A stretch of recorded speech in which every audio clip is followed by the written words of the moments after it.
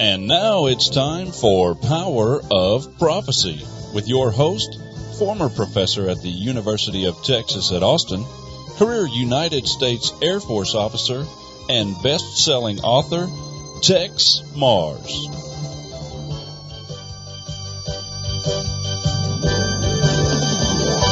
Hello, friends. This is Texe MARRS. Welcome to another edition of Power of Prophecy. Wow, do we ever have prophecy today? And we're going to have some secrets today. Would you like to know some secrets? Well, we've got a few here. And man, I tell you, did you know that the royalty and the elite of Europe used to dine on human flesh? They were cannibals. There's a new book out that explains all. It's incredible. Think about it. British, the king, the queen. I mean, they're cannibals. They may be today. A lot of people claim that a lot of cannibalism and evil things. Boy, that's something. And hey, our FBI chief, you know, James Comey was disgraced, and he left, and he was angry, and he leaked documents to his friend, who of course went over to I think it was the New York Times. James Comey evidently has been leaking things for quite a while. What a crud he is. But he left his number two man, who's a big pal of Obama's. He left his number two man, Andrew McCabe, in charge as acting director of the FBI, while Trump was out looking for a new director. So this Andrew McCabe is the acting chief of the FBI, but it looks like he's a leaker, and he's doing a lot of crooked things too. Wow. So we're going to talk about Andrew McCabe a little bit. I got a letter from a lady over in the country of Greece, and she's a medical doctor and a clinical neurologist. She takes care of the brain, and she's going to talk about psychopaths. She sent me a letter. It's quite an interesting letter. Hey, did you know they have a goddess they worship in Chicago? Yeah, we're going to talk about the god of corn and oil. Well, she's up in Chicago. They have a big statue right downtown. I've seen it myself. Have you ever been to Chicago? Well, you probably don't want to go, but in any case, if you do, look for the statue of the goddess. Then I hope we have some time, because there's a pastor who's been arrested. Seems like he had a drug lab going. They've been making drugs and selling them locally. I don't know whether he couldn't get enough tithes and offerings from the people or not, but he got the people of the church working on it. Jerry here is my assistant today. In fact, he's here every time we do a program, but I've asked Jerry Barrett to give us a little report on that. Boy, I tell you, it's amazing. Sir Jerry's going to talk about that in a few minutes. And we've just got so much for you, so let's just go right ahead to it. Now, first of all, this Bernie Sanders. Get the burn, they say, you know. Bernie Sanders, he's 74 years old, and it looks like he would have beaten Hillary, but then Hillary cheated, rigged the election. But Sanders didn't mind too much, because, you know, evidently the Democrat National Committee secretly or privately provided him some goodies and said, now, you don't squill on us, you don't tell everybody, we'll give you some goodies. I'm not kidding you. The Democrat National Committee gave Bernie Sanders a new airplane, a jet. Think about it. Gave him a brand new jet and said, now, don't tell everybody what we did to you, shafting you. We rigged the election for Hillary. So they paid off Bernie with an aircraft. And they gave him a $600,000 house. So he had a big new house and a big new aircraft. But meanwhile, there's some other stuff coming out. It seems like he's on this congressional committee, and evidently the President Trump, had nominated a guy for a position. And he's going to be second ranking in some high office. I can't remember what, but Sanders didn't like it because the guy turns out to be a Christian. You know, there are not many Christians in Congress. A lot of them claim they are. But Sanders asked this guy, now he's, he went up for confirmation, went before the committee. So Sanders asked him some questions. Sanders had heard that this guy was a Christian. He said, "Are you a Christian?" And the guy said, "Yes." Now, Bernie Sanders is a communist. Well, he calls himself socialist, but he's really a commie. He went on his honeymoon to Moscow, Russia. He wanted to see Lenin's museum and Red Square and all that, When you bring your wife to Moscow, Russia on your honeymoon, you know something's weird. You know you're a commie then. But anyway, Bernie Sanders was grilling this Christian. Now, his job doesn't have anything to do with Christianity at all, just doing a good admin job. But Sanders said to him, "You're a Christian. Do you believe that Jesus is the only way to salvation?" The guy said, "Well, yes, I do. All Christians believe that, or they're not a Christian." So Sanders says to the guy, "Well, I think you're unfit for office. Because if you believe that Jesus is the only way to salvation, you can't do your job in government good." Well, the guy said, "Well, I would never discriminate against anybody. Christians don't discriminate, but we have our beliefs." Sanders says, I'm not going to vote for somebody who's a Christian who discriminates and is a hater because they don't believe that this other person, maybe how can you serve Muslims and Jews and Hindus and all that are Americans? And the guy said, "Well, I serve everybody equally, but I am a Christian." Sanders said, a Christian, listen to this now. Sanders tells the guy, a Christian should not be holding high office because Christians believe that Jesus is the only way to salvation, and therefore you're unfit. Now, here's the problem with that, my friends. First of all, that would mean Christians are excluded from high office. They can't be, Secretary of Treasury, Secretary of Justice, Attorney General, Secretary of State, etc. Can't even be president. Can't even be a U.S. Senator because they believe Jesus is the only way. Then all Christians do if they're truly a Christian. But here's the big thing. Our Constitution says there will be no religious test for high office. Yes, our founding fathers wanted to make sure that our government was a secular government and no one would be discriminating based on religion. In other words, you can't give a person a test. You can't say, are you Muslim, are you Buddhist, are you Jew, or whatever. Now, this is bad because that means nobody can be a fervent believer in anything. Now, Sanders, obviously, he says he's Jewish race, but he doesn't have any religion. He doesn't care. But he's violating the Constitution. He says, I'm not going to vote for a Christian for high office. I'm not going to vote to confirm you. Now, what if the guy was a Muslim? Would Sanders vote for him? Because after all, Muslims believe that only Muhammad is the prophet and only Allah is God. And they discriminate against Christians, do they not? Yes, they do. But you see, you can discriminate against Muslims. Or can you? No, you can't. But you can Christians. This guy's a nut. He's a wacko. Now, if you voted for Sanders in his last election, you were a nut. Not only is he a pro-abortionist, a Planned Parenthood nut, a wacko, a nutcase, but now he's giving out religious tests. If you're a Christian, you can't hold high office. I think this guy does not deserve to be a senator. We need to get rid of him. Just amazing, isn't it? Hey, meanwhile, did you know the FBI, it seems that the FBI offered a bribe for a hacker, a computer hacker, who's a Russian, living here in America, and they went to see the guy, and the FBI said, we're going to arrest you for hacking into other people's computers. Well, the guy said, I haven't hacked on anybody's computers. And they says, well, I'll tell you what, if you will plead guilty of hacking into the Democrat National Committee's computers, we'll just give you a small sentenced and let you go. Whoa. And you tell people you're from Russia and we've caught you, and we'll make sure the judge doesn't throw the book at you, that he gives you a little, a light sentence and lets you go.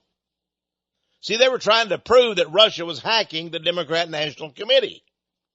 And the FBI offered to bribe this guy. Said, we're going to get you one way or another. So why don't you just confess to this crime against the Democratic National Committee? Well, the guy didn't do anything like that. And he said, no, I'm not going to do it. I'm not going to confess for something I didn't do.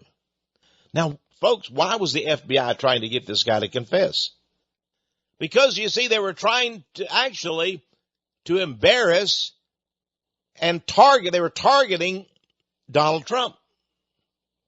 They were saying, Russia hacked the DNC. Remember all those WikiLeaks emails? Oh, yeah. Now, somebody stole those emails, didn't they? They hacked into Podesta, the campaign manager for Hillary Clinton.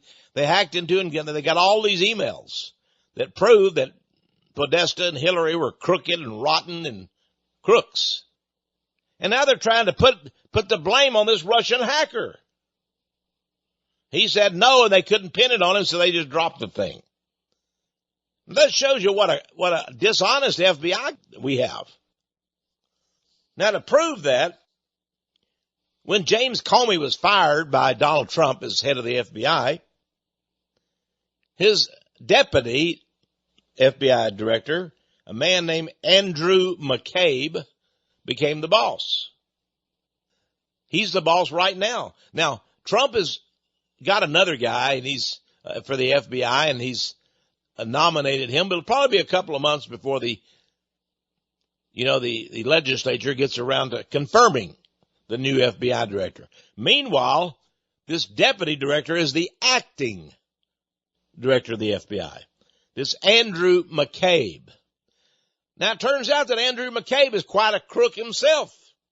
His wife received $900,000 from Governor McAuliffe, a Democrat, Obama, Hillary person, the governor of Virginia.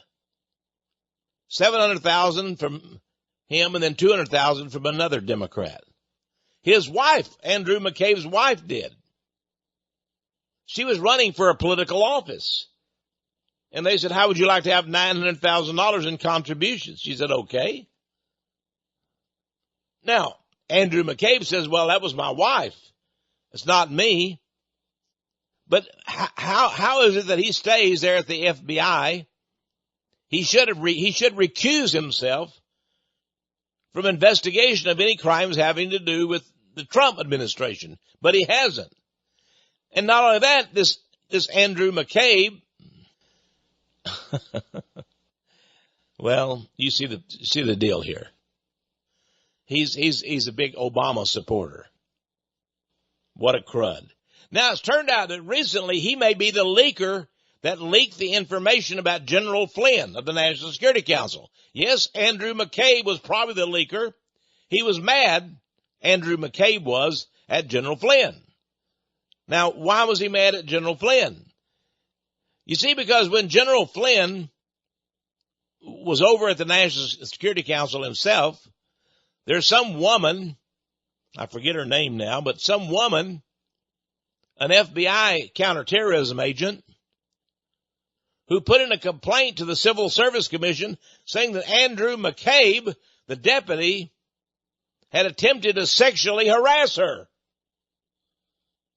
And she went to see Flynn, and Flynn supported her, gave her a letter for the commission. A letter that said McCabe is dishonest, and I believe that she's telling the truth. So McCabe was brought up on these sex harassment charges by Flynn. And so he goes out and surveys Flynn, wiretaps him and everything, and he brings up these things about Flynn talking with the Russians. Now listen, this is all a big spider's nest, isn't it?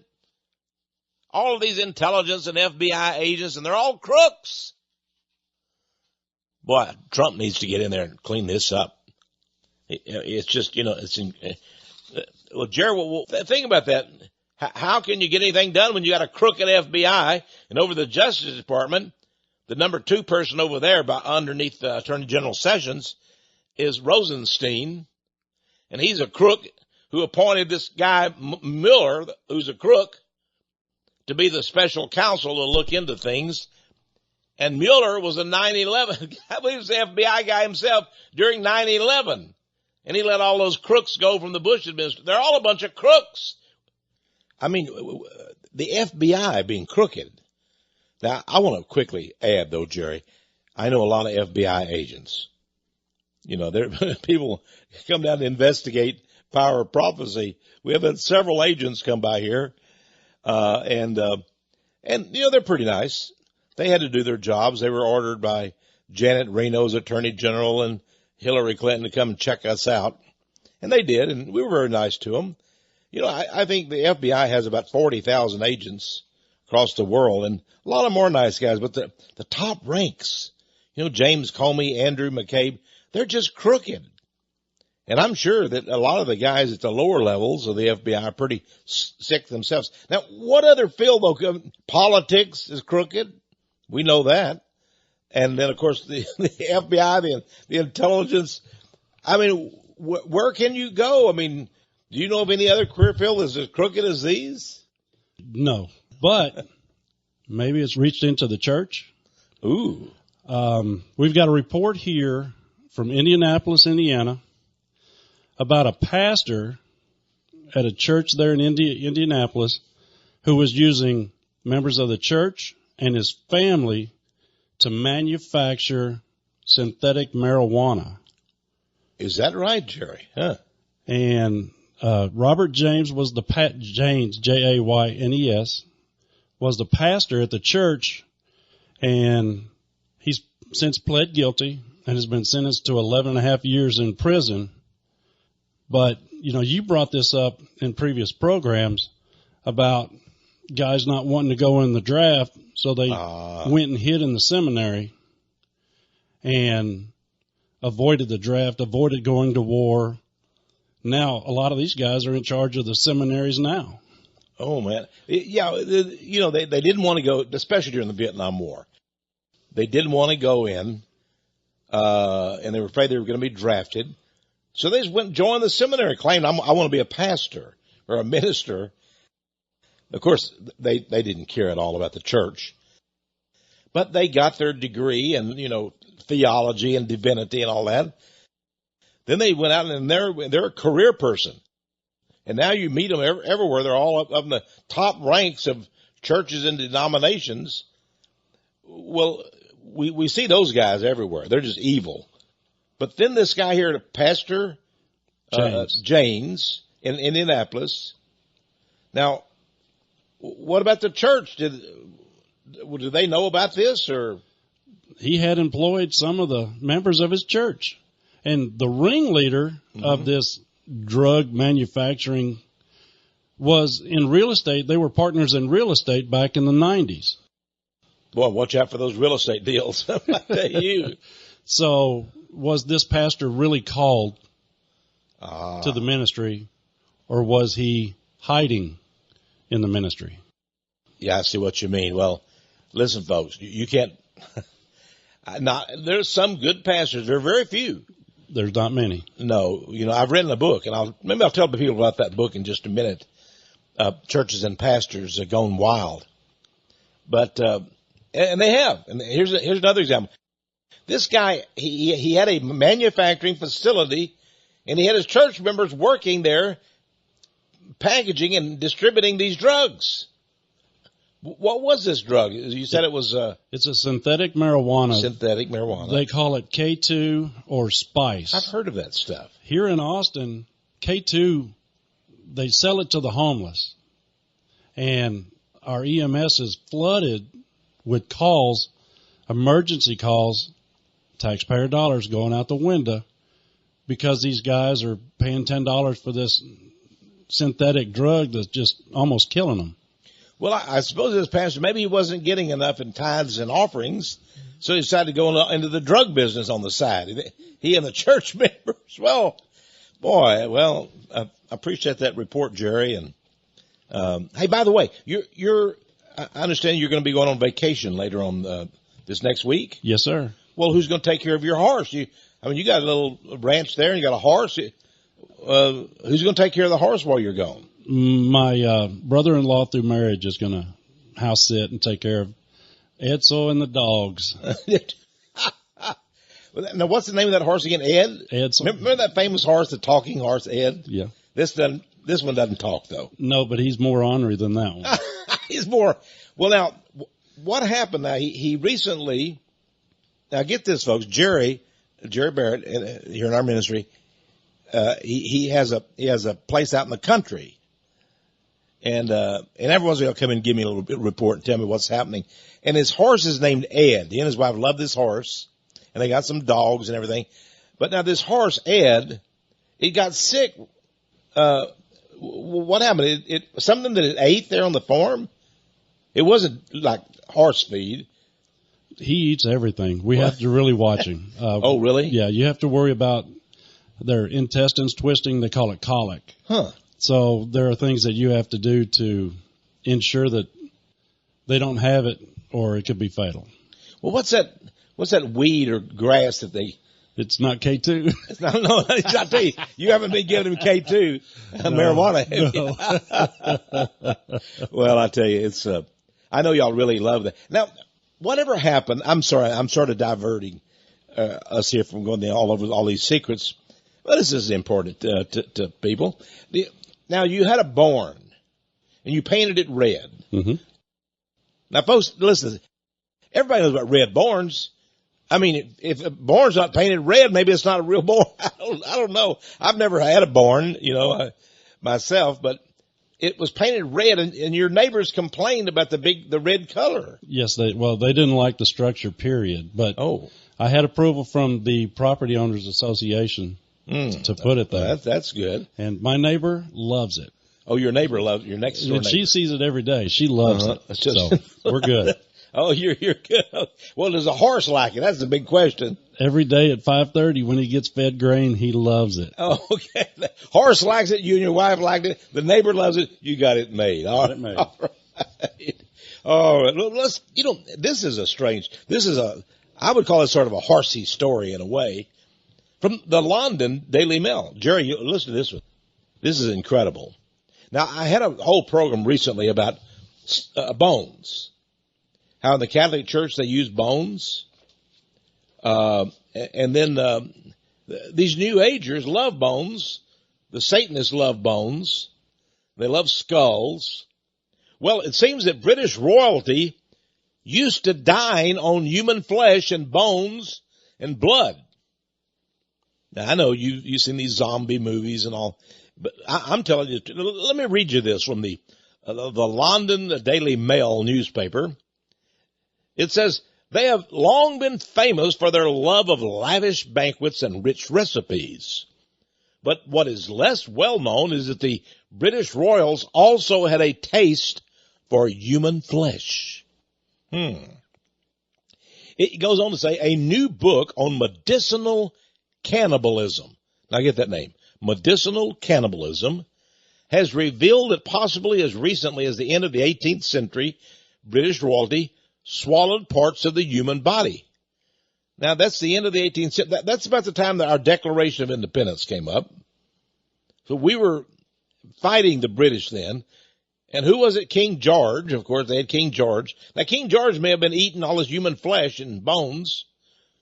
And they said he was a little crazy. And so we wanted our freedom.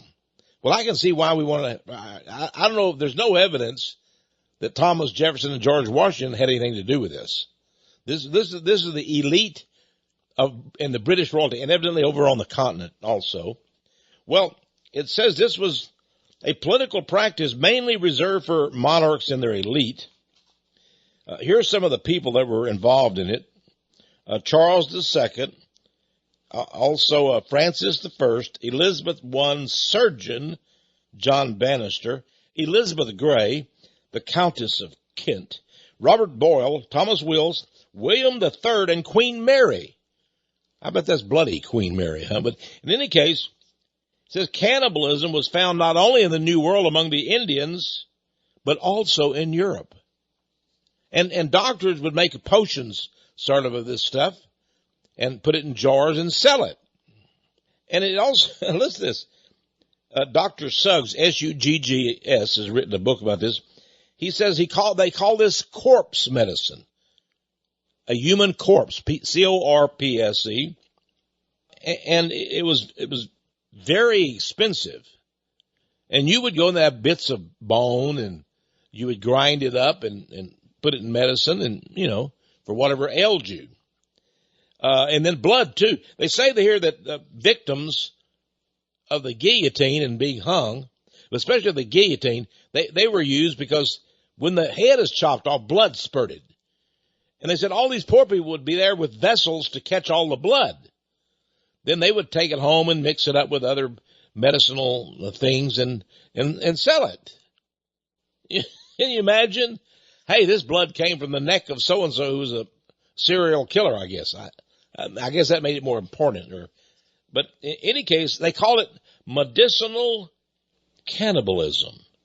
Now, this was even popular in Denmark and in Germany all the way up to 1865. So when we had the Civil War, Germans were over there eating human flesh and such.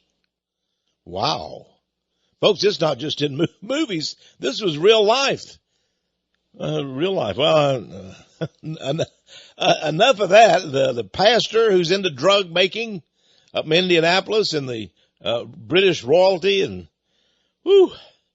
I tell you, this gets me wore out just looking at these crazy secrets I'm telling people today. Well, Jerry, now here's something nice.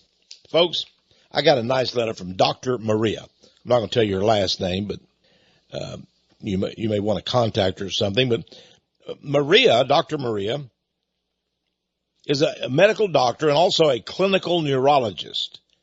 And she wrote to me, let me just read you this. It's very interesting. Dear Texe, I want to really congratulate you about your recent radio program, Power of Prophecy, concerning your program on robots, entitled Robots and DNA Science Advance. As a medical doctor and a clinical neurologist, I was completely convinced years ago that psychopaths were not human, but satanically possessed. I could not share this feeling with any other colleague, not even born-again Christians here in Greece. She comes from the country of Greece, by the way. Dr. Maria continues, imagine me when I heard you saying that psychopaths are not humans. You bet they're not, she says. I've been studying them since 1995 as a neurologist and later as a born-again Christian. The Lord put me into deep spiritual paths from the beginning. I guess he knows best. I have been having horrifying experiences with these non-human beings, which classical medicine calls psychopaths. But when I pressed these people, some of them admitted they are possessed. Man, of course they are. Folks, they have no feelings. They don't have any sympathy or empathy for their victims. They're glad they're dead. They laugh about it. They're possessed by demon spirits. They have no, I call it souls. They have no souls. It's true. So anyway, Dr. Maria says, I really thank you for your program. I listen to it here on the internet as I have been doing for the last 6 years. Well, thank you, Dr. Maria. I appreciate it. I want to hear again from you. Tell me about your experiences with these psychopaths. Hey, I better save this to the second half of the program. It'll get a little heavy here.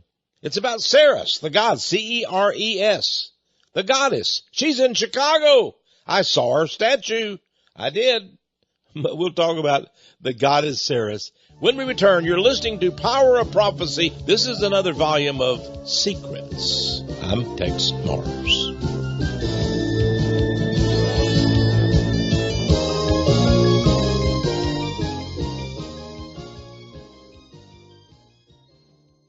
Hello again, this is Texe MARRS. You know, I received a letter from a gentleman recently, He said, Tex, I was shocked when I bought your book entitled Pastors and Churches Gone Wild.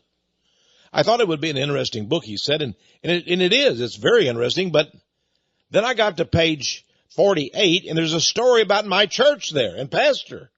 It seems that my pastor was involved with giving out condoms during the church service.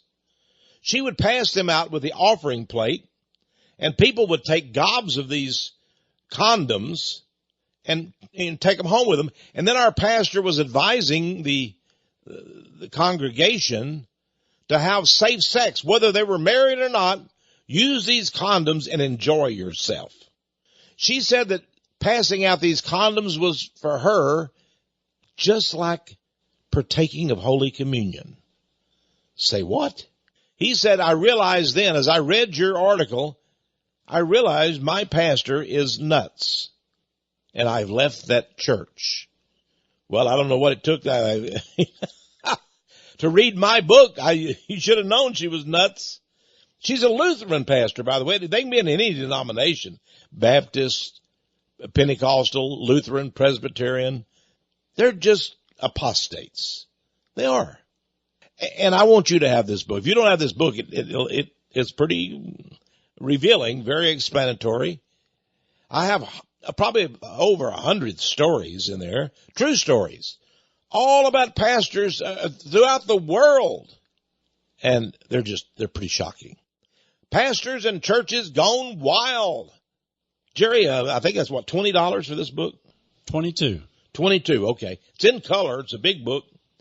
Pastors and churches gone wild. You'll see a lot of color pictures in there. And, man, I hope your church, folks, is not into this stuff, but a lot of churches are.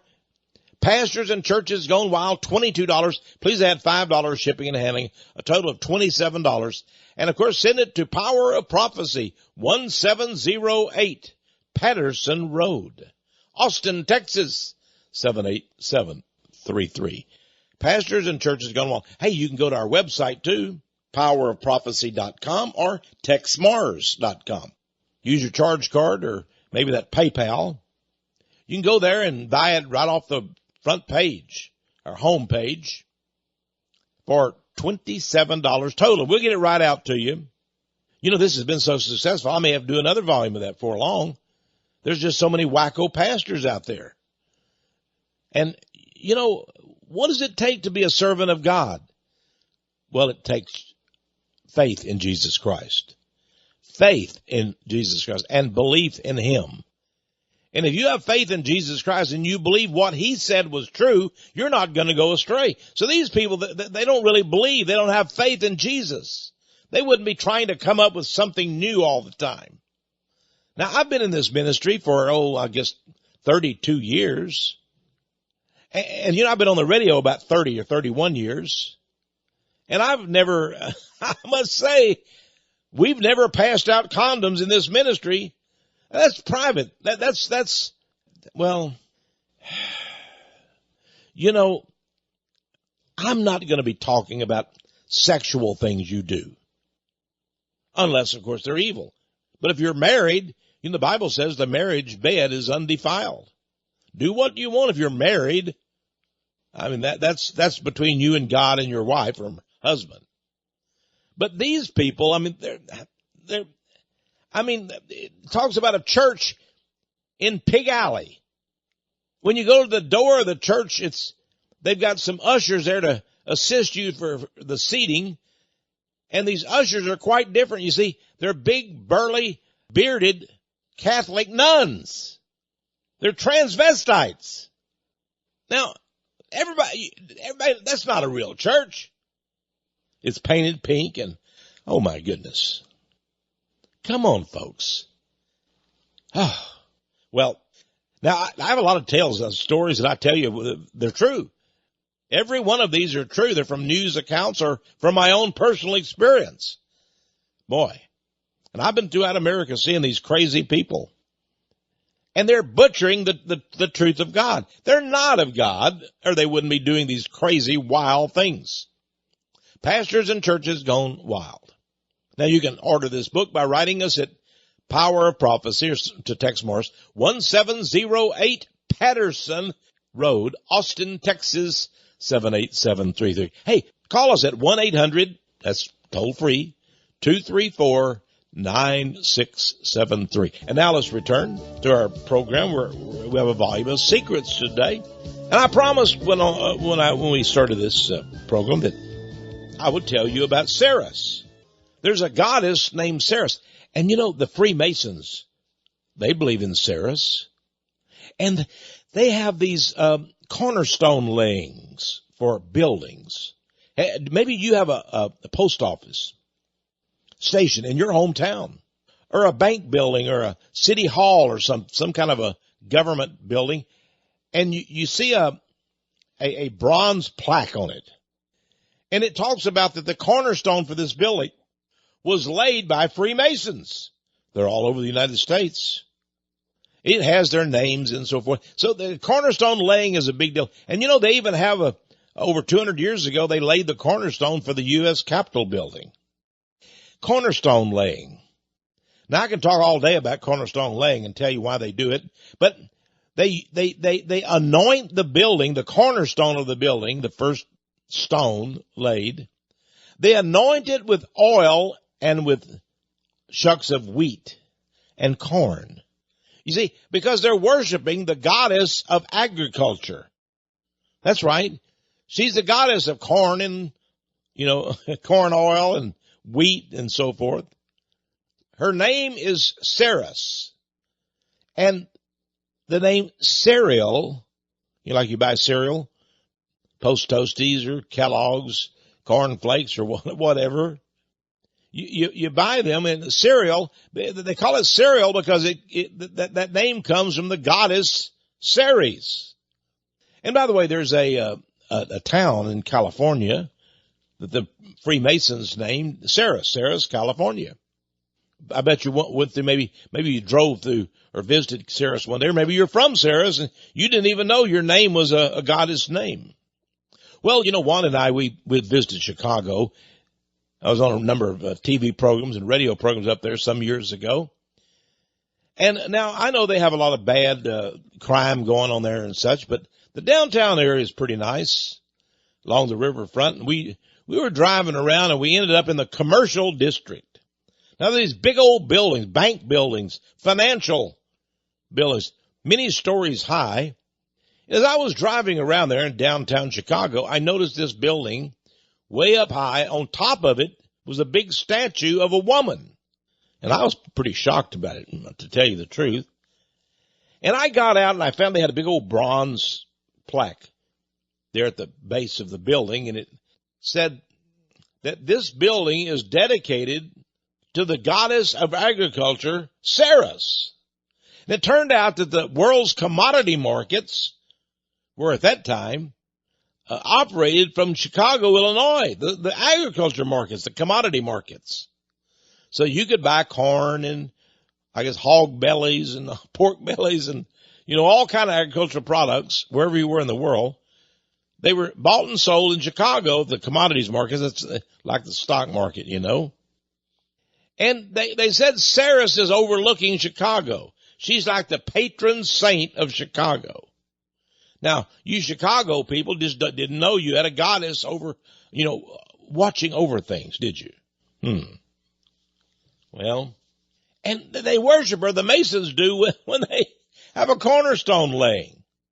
Amazing. Now, her flower, she had a flower, devoted to her. It was the poppy. Now, the poppy is used for heroin, to make heroin.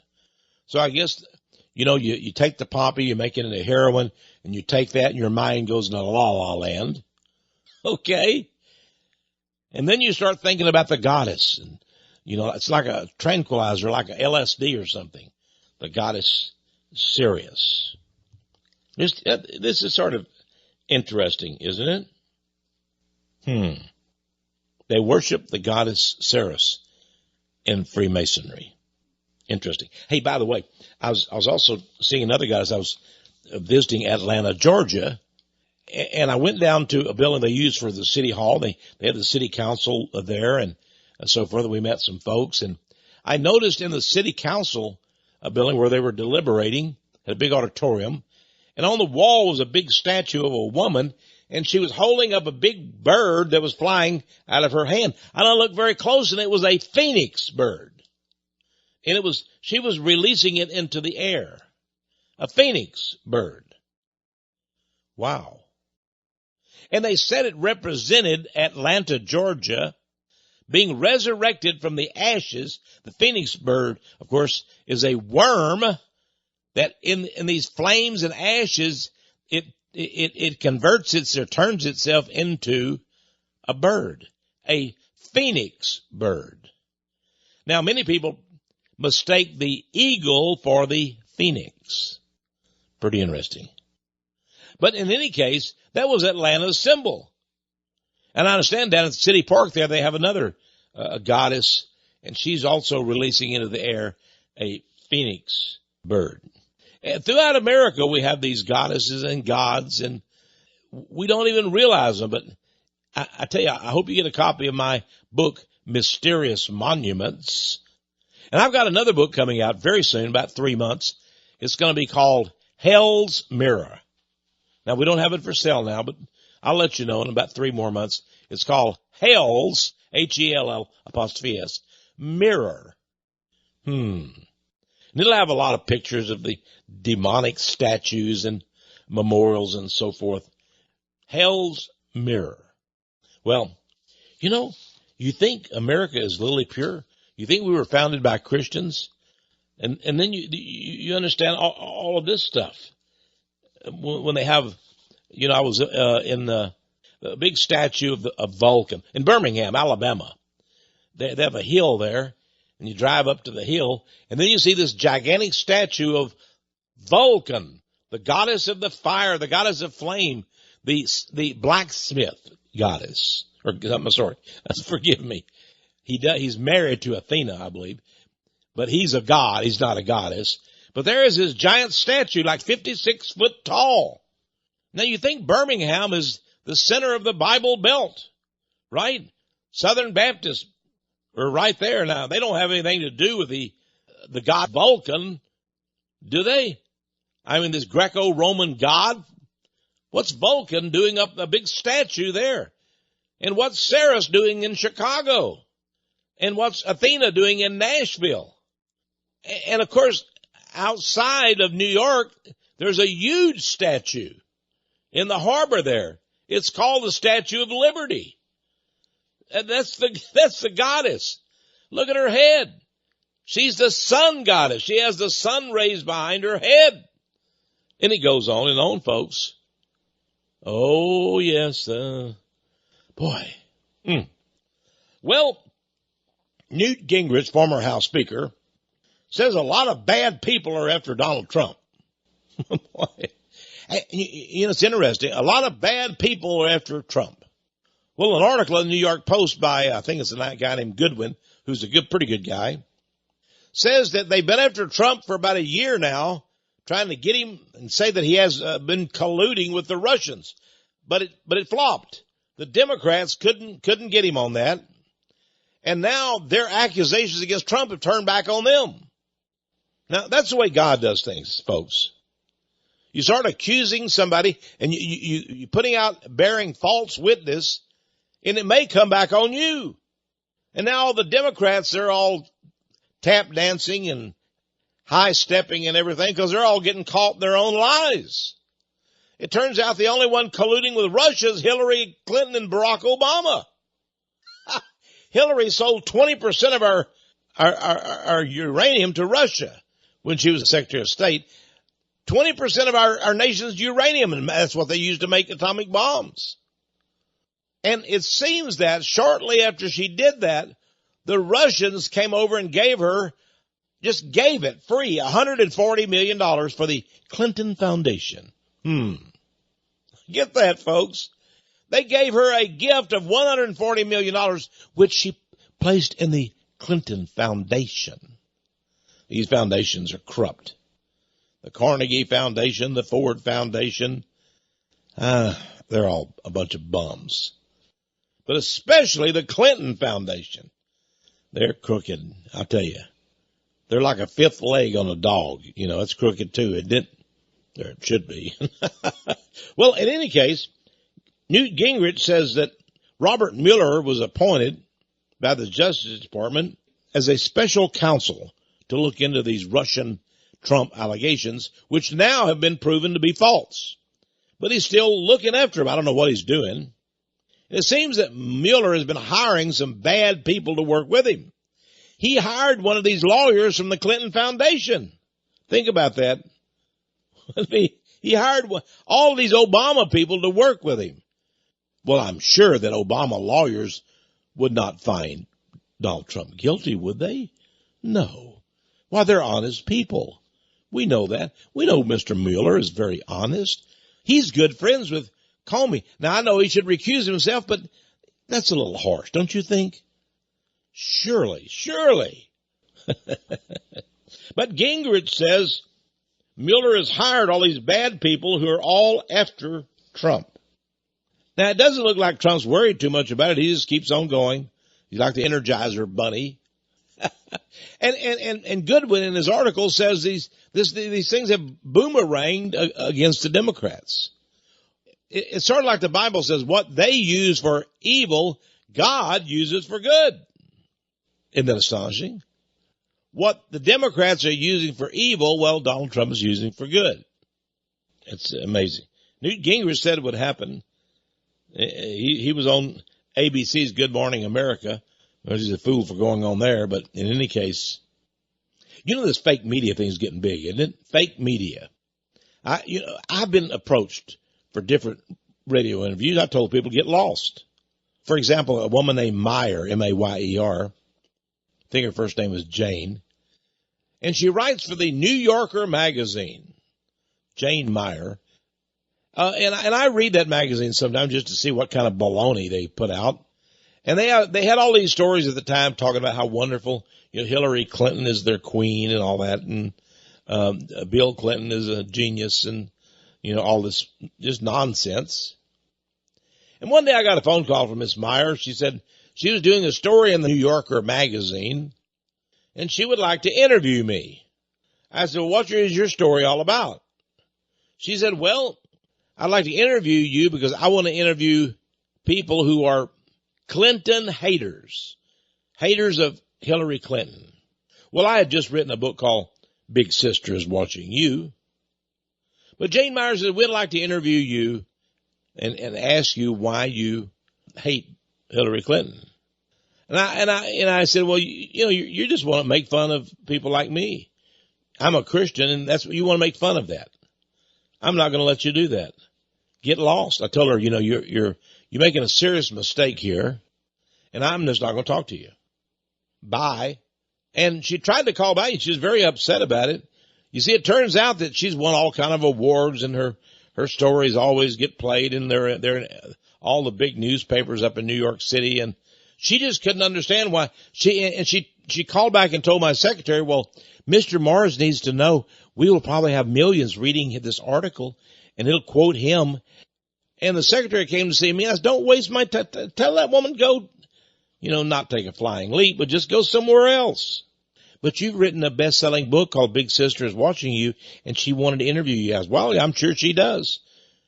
She wants to blast me and point out what a goddess Hillary is. But I'm not buying it. I'm busy. Go see somebody else. Well, she got mad at me. She was mad. And not too long, another Jane. I think she's in all kind of magazines, and she was the editor in the Newsweek magazine and so forth. Jane Quinn, I think her name was. She wanted to do a story about Hillary Clinton. And I said, I'm not going to be on your show. I don't worry about your writing. So, they just waste your time. I want to do things for Jesus Christ. I want to expose the darkness and profile the light of the world whose name is Jesus Christ. That's what I want to do. I want to talk about Jesus. I want to expose Hillary Clinton and talk about the light. But they want to tell me how great Hillary is. Well, just wasting my time. Hey, did you know Did you know that George Orwell, who wrote, the book 1984, the novel, and Aldous Huxley, who wrote the book Brave New World, knew each other and communicated back and forth to each other? Pretty interesting. I have an article about it. And you see, it seems that George Orwell had just put out his masterpiece, 1984. And he sent a copy of it to Aldous Huxley and wanted to know his opinion, what he thought about it. Well, it seems that Aldous Huxley said, well, you've written a good book. And I'll tell you how he responded. You've written a good book, but it's not as good as my book, which I think will go further and last longer and sell more copies. Well, that didn't happen. George Orwell's book probably sold 5 or 6 times as many copies. Now, I think this is interesting, isn't it, that Aldous Huxley and George Orwell are writing each other? By the way, George Orwell for a time was a communist. Did you know that, folks? He was a communist. He went over to Spain to fight in the revolution, joined the revolution because he believed in Joseph Stalin. And they made him editor of a communist newspaper in Spain. And then one day his friend asked him to go to lunch together and said, George, you need to get out of Spain. You need to go into hiding. He said, why? What have I done? Well, he says, you have been chosen to be killed. They're going to arrest you and put you on trial and kill you. Of course, if you're arrested by the communist, it seems that they always, it's sort of like the judge would say, okay, bring in the guilty man. let's give him a trial and find him guilty, of course. And George was shocked. He said, well, I've done so much for communism. I've done this and I've done that, and I've been fighting and working here, doing these newspapers for the communists. What have they got against me? He says, well, you know too much, George. You know what they're really up to. You know who they're killing. You know who they're putting in jail cells. You know about the communists. And now they want to kill you for that. They don't want you to tell others. He says, well, I would like to tell the true story, the whole story about communism. Well, that's what we don't want. That's what will be, published somewhere else. That's what they do, see. You have to understand this, folks. They don't want the truth to be out. They want a lie. And that's what's happening today, too, with the false media. They were going to arrest George Orwell and say, look at all the bad things he's been doing as editor of this communist newspaper. He was trying to serve the communists. They were going to serve him all right. It's like the science fiction story. I think it's called They Wish to Serve. And everybody was shocked at this UFO landed here on Earth. And they seem to be so friendly and nice. And they told them, the human people, we want to bring some of you back to our planet. We want to serve you, they said. We just want to serve you. Well, that sounded nice. And many people believed them. These people were so advanced, these aliens from outer space, why, they could even cure cancer. And all they wanted was for some people to go back to their planet with them and find out all these new techniques of science and so forth. But just as they were going up the gangplank and getting on the big spaceship, being herded in, somebody comes running up. You see, they had a book, but it was coded. It had a magical kind of language, and these scientists were decoding it. And they found out the book was entitled, We Shall Serve You. And so they began these people are going up the gangplank, these human beings, and up runs these scientists and said, we have decoded the book. Get off that spacecraft. Hurry. Get off. Get off. The book is a cookbook. We wish to serve you. They wanted to serve the human beings as food. That's a problem, isn't it? So they wanted to serve George Orwell up for, I guess, food for human consumption. But he and Aldous Huxley and Brave New World talked about it. Brave New World sold a lot of copies, but 1984, boy, that's really selling. It's still going big today. So, now you know about George Orwell. And by the way, he quickly left Spain, went back to Great Britain. He escaped the communists, and he began to rethink his views. And that's why he wrote in 1984, he says, you know, this is what the communists do. Big brother, the communism. And I assisted them. I helped them. I know about them. Maybe that helped him write the book. Maybe even better, right? Well, there's a teenager in Israel who evidently he was putting out bomb hoaxes here in America. He was over in Israel. He was an Israelite. He was a Jew. And he would call up these synagogues and say that he's got a bomb planted. He'd say, I hate the Jews. And I have a bomb planted in your synagogue. And of course, they'd go bananas trying to find the bomb and all, and they'd cancel their church service and so forth. And then the FBI found out this Israeli teenager was doing all this bomb hoaxing all the way from Israel.